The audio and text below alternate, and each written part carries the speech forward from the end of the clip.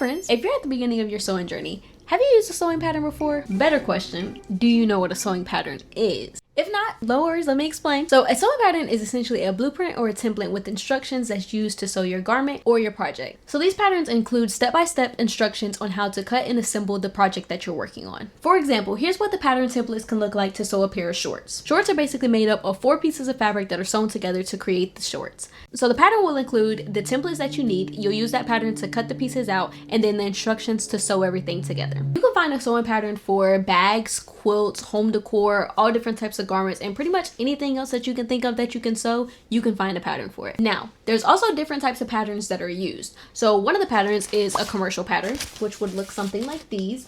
It folds out into like this really big paper with all these templates on it.